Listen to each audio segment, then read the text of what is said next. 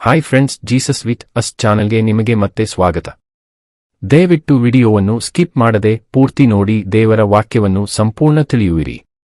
ನೀವು first time ನಮ್ಮ ಚಾನೆಲ್ಗೆ ಬಂದಿದ್ದಾರೆ, ದಯವಿಟ್ಟು ಸಬ್ಸ್ಕ್ರೈಬ್ ಮಾಡಿ. ವಿಡಿಯೋವನ್ನು ಲೈಕ್ ಮಾಡಿ, ವಿಡಿಯೋವನ್ನು ನಿಮ್ಮ ಸ್ನೇಹಿತರಿಗೆ ಶೇರ್ ಮಾಡಿ. ನಿಮ್ಮಿಂದ ನಮಗೆ ಹೊಸ ವಿಡಿಯೋ ಮಾಡಲು ಸ್ಫೂರ್ತಿ ಸಿಗುತ್ತದೆ.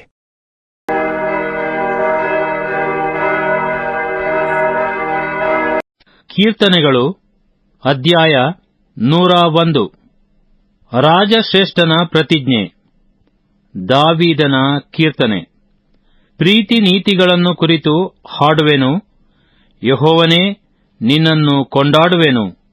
ಸನ್ಮಾರ್ಗವನ್ನು ಲಕ್ಷಿಸಿ ನಡೆಯುವೆನು, ನನಗೆ ಯಾವಾಗ ದರ್ಶನ ಕೊಡುವಿ? ಮನೆಯೊಳಗೂ ಯಥಾರ್ಥ ಹೃದಯದಿಂದಲೇ ಪ್ರವರ್ತಿಸುವೆನು, ಯಾವ ನೀಚವಾದ ಕಾರ್ಯವನ್ನು ದೃಷ್ಟಿಸುವುದಿಲ್ಲ.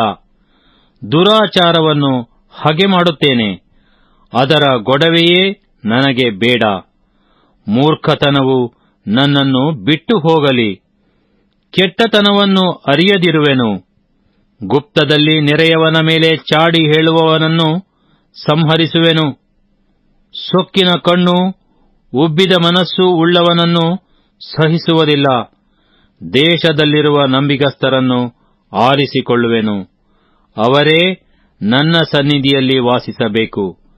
ಸನ್ಮಾರ್ಗಿಯೇ ನನ್ನ ಸೇವೆಯಲ್ಲಿರಬೇಕು, ಮೋಸಗಾರನು ನನ್ನ ಮನೆಯಲ್ಲಿರಲೇಬಾರದು. ಸುಳ್ಳುಗಾರನು ನನ್ನ ಮುಂದೆ ನಿಲ್ಲಕೂಡದು.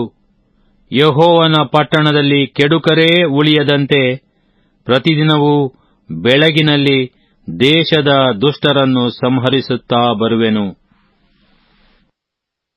ಕೀರ್ತನೆಗಳು ಅಧ್ಯಾಯ 102.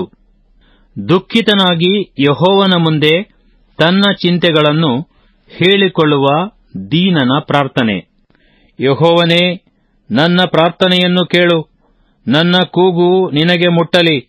ನನ್ನ ಕಷ್ಟದಲ್ಲಿ ವಿಮುಖನಾಗಬೇಡ, ನನ್ನ ಮೊರೆಗೆ ಕಿವಿಗೊಡು.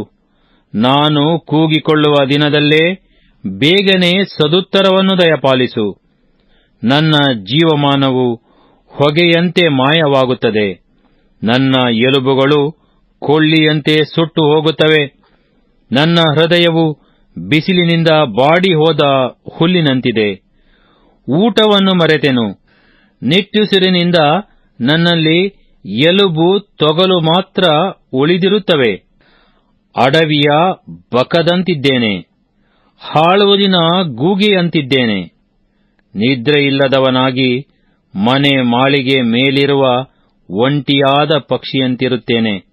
ವೈರಿಗಳು ಹಗಲೆಲ್ಲ ನನ್ನನ್ನು ನಿಂದಿಸುತ್ತಾರೆ. ನನ್ನ ಮೇಲೆ ಕೋಪಾವೇಶವುಳ್ಳವರು ಯಾರನ್ನಾದರೂ ಶಪಿಸುವಾಗ ನನ್ನನ್ನು ದೃಷ್ಟಾಂತ ಮಾಡಿ ಶಪಿಸುತ್ತಾರೆ.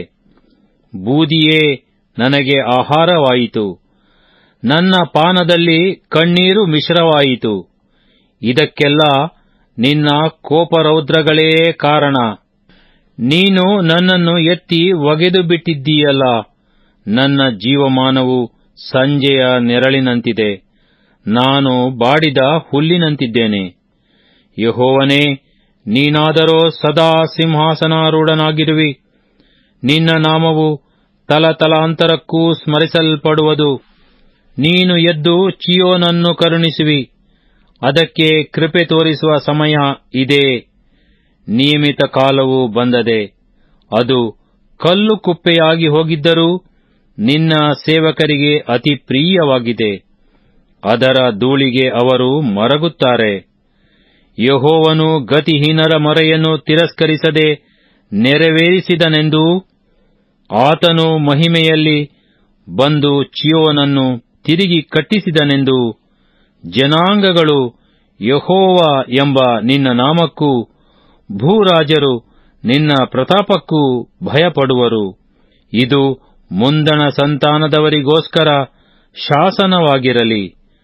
ಮುಂದೆ ಹುಟ್ಟುವ ಪ್ರಜೆಯು ಯಾಹುವನ್ನು ಕೊಂಡಾಡುತ್ತಾ, ಯೆಹೋವನು ತನ್ನ ಮಹೋನ್ನತವಾದ ಪವಿತ್ರ ಸ್ಥಾನದಿಂದ ಕೆಳಕ್ಕೆ ನೋಡಿದ್ದಾನೆ. ಆತನು ಪರಲೋಕದಿಂದ ಭೂಮಿಯನ್ನು ದೃಷ್ಟಿಸಿದ್ದಾನೆ. ಸೆರೆಯವರ ಗೋಳಾಟವನ್ನು ಲಕ್ಷಿಸಿ ಮರಣಪಾತ್ರರನ್ನು ಬಿಡಿಸಿ, ಅವರು ಚೀಯೋನಿನಲ್ಲಿ ಯೆಹೋವ ನಾಮವನ್ನು ವರ್ಣಿಸುವಂತೆಯೂ ಯೆರೂಸಲೇಮಿನಲ್ಲಿ ತನ್ನ ಕೀರ್ತನೆಯನ್ನು ಹಾಡುವಂತೆಯೂ ಮಾಡಿದ್ದಾನೆ. ಜನಾಂಗಗಳೂ ರಾಜ್ಯಗಳೂ ಕೂಡಿಬಂದು ಇವರೊಡನೆ ಯೆಹೋವನನ್ನು ಸೇವಿಸುತ್ತವೆ ಎಂದು ಹೇಳುವುದು. ಆತನು ದಾರಿಯಲ್ಲಿಯೇ ನನ್ನ ಬಲವನ್ನು ಕುಂದಿಸಿದ್ದಾನೆ, ನನ್ನ ಆಯುಷ್ಯವನ್ನು ಕಡಿಮೆ ಮಾಡಿಬಿಟ್ಟಿದ್ದಾನೆ. ಆದದರಿಂದ ನನ್ನ ದೇವರೇ, ಅರ್ಧಾಯುಷ್ಯದಲ್ಲಿಯೇ ನನ್ನನ್ನು ಒಯ್ಯಬೇಡ. ನಿನ್ನ ವರುಷಗಳು ತಲತಲಾಂತರಕ್ಕೂ ಇರುತ್ತವೆ. ಆದಿಯಲ್ಲಿ ನೀನು ಭೂಮಿಗೆ ಅಸ್ತಿವಾರವನ್ನು ಹಾಕಿದಿ. ಗಗನಮಂಡಲವು ನಿನ್ನ ಕೈಕೆಲಸವಾಗಿದೆ. ಅವು ನಾಶವಾಗುವವು, ಆದರೆ ನೀನು ಶಾಶ್ವತವಾಗಿರುತ್ತೀ. ಅವೆಲ್ಲವೂ ವಸ್ತ್ರದಂತೆ ಹಳೆಯವಾಗುವವು, ಉಡುಪಿನಂತೆ ಅವುಗಳನ್ನು ಬದಲಿಸುತ್ತೀ. ಅವು ಮಾರ್ಪಡುವವು. ನೀನಾದರೋ ಏಕರೀತಿಯಾಗಿದ್ದಿ. ನಿನ್ನ ವರುಷಗಳು ಮುಗಿದು ಹೋಗುವುದಿಲ್ಲ. ನಿನ್ನ ಸೇವಕರ ಮಕ್ಕಳು ಬಾಳುವರು. ಅವರ ಸಂತತಿಯವರು ನಿನ್ನ ಸನ್ನಿಧಿಯಲ್ಲಿ ಸ್ಥಿರವಾಗಿರುವರು ಎಂದು ಮೊರೆಯಿಡುತ್ತೇನೆ.